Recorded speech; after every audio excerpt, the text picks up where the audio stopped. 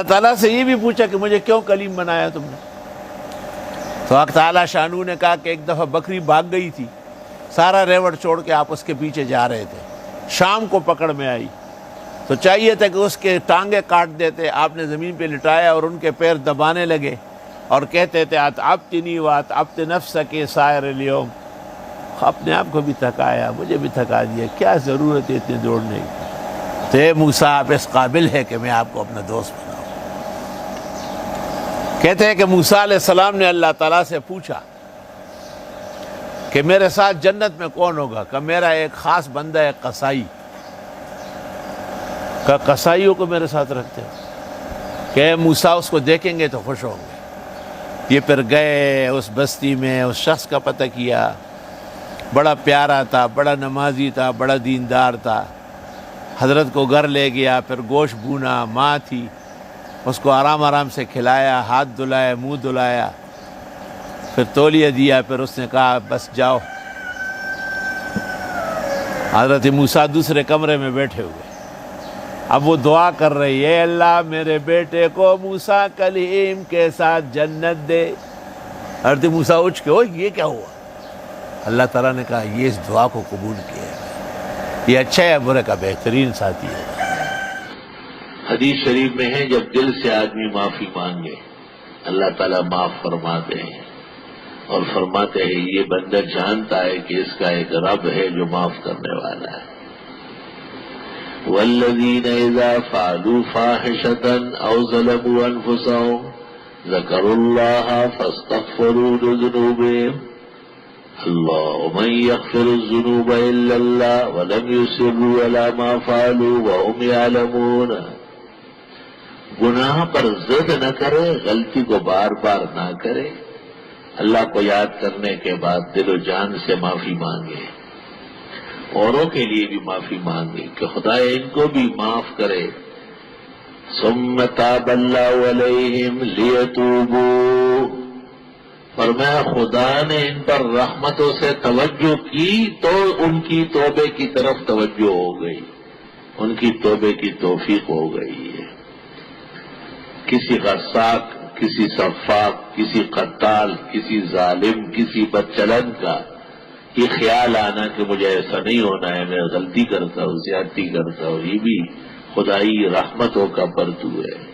ثم تاب اللہ علیہ، اللہ نے ان پر رحمتوں سے توجہ فرمائی تو ویتوبوا، تو جا کر کے وہ توبہ طائب ہونے لگے۔ فقلت استغفروا ربکم، نوح علیہ السلام کہتے ہیں میں نے تمہیں کہا تھا کہ معافی مانگو رب سے، انہ کان غفارا۔ اگر سارا شہر، مرد و زن، چھوٹے اور بڑے، اچھے اور برے، نیک اور بد، سب کے سب کا خدایا میں معاف فرما، تو کیا شک ہے کہ آسمان سے رحمتوں کی بارشیں برسے، اور کیا بعید ہے کہ برا بھی اچھا ہو جائے۔ اللہ وہ ہے جو برے کو اچھا کر سکتا ہے۔ اللہ جب ہدایت اور توفیق دیتا ہے تو کافر کو بھی ایمان نصیب فرماتے۔ فقلت استغفروا ربکم، میں نے ان کو کہا کہ معافی مانگو، انہ کان غفارا، اللہ معاف فرما دیں گے، بہت معاف کرنے والے۔ غفار کے معنی بہت معاف کرنے والا، اس لیے کسی مخلوق کو عبد الغفار کو غفار کہنا علماء کہتے گناہ کبیرہ ہے۔ وہ کیا معاف کرے گا؟ کیا پدی ہو، کیا پدی کا شور ہو، اس کے پاس کیا ہے؟ یہ تو شان الوہیت ہے، رب العالمین کا مقام ہے، خداوندی ہے۔ فقلت استغفروا ربکم انہ کان غفارا، اور میں نے تمہیں کہا معافی مانگو، معاف کرنے والا ہے وہ، یعنی معاف کر دے گا۔ سب سے پہلی اور بڑی بات یہ ہے کہ لوگ اللہ سے معافی مانگنے پر متوجہ ہو اور لوگوں کو احساس ہونے لگے کہ ہم زیادتی کرتے ہیں اور ہماری وجہ سے ہی پورا انسان، قیمتی بشر، امت محمدیہ، پورے عباد اور بلاد بے چین بے آرام ہے۔ وہ اپنا زور سمجھتے ہیں، طاقت سمجھتے ہیں، انہیں پتہ ہونا چاہیے کہ طاقت اور زور خدا کی شان گلائے گی. ان القوت للہ جمیعا وان اللہ شدید العذاب. طاقت بھی اسی کی ہے، عذاب دینے والا بھی وہی ہے. فقلت استغفروا ربکم، میں نے ان کو کہا اللہ سے معافی مانگو.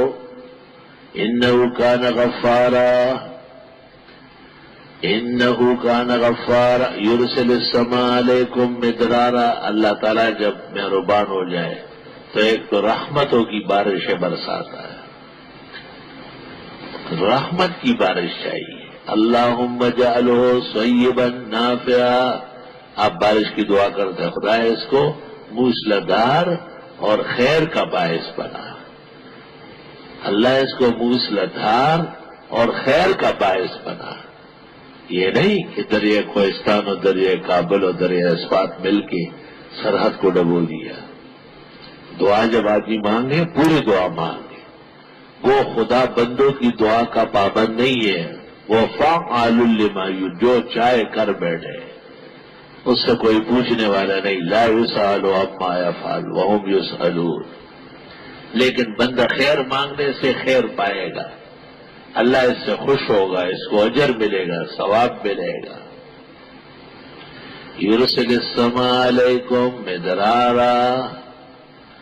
چونکہ بندوں میں بے احتیاطی ہے، شریعت کے حد سے تجاوز ہے، دینی آداب کے پامال کرنے کے عادی ہو گئے، تو وہ رحمتوں کی بارش بھی ان کے لیے عذاب بنا دی گئی. استغفر اللہ واتوب الیہ. یرسل السماء علیکم مدرارا. استغفار کرو، بارش رحمت ہوگی، عذاب نہیں بنے گی. وَيُمْدِدُكُمْ بِأَمْوَالٍ وَبَنِينَ. اللہ تمہاری مدد کر دے گا مال اور بیٹے دے کر.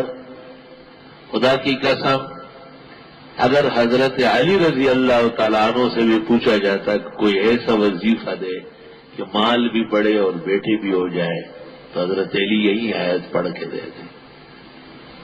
اگر امام حسن بصری سے پوچھ لیتے تو وہ کہتے دنیا و آخرت کے خیر کے لیے استغفار کافی ہے.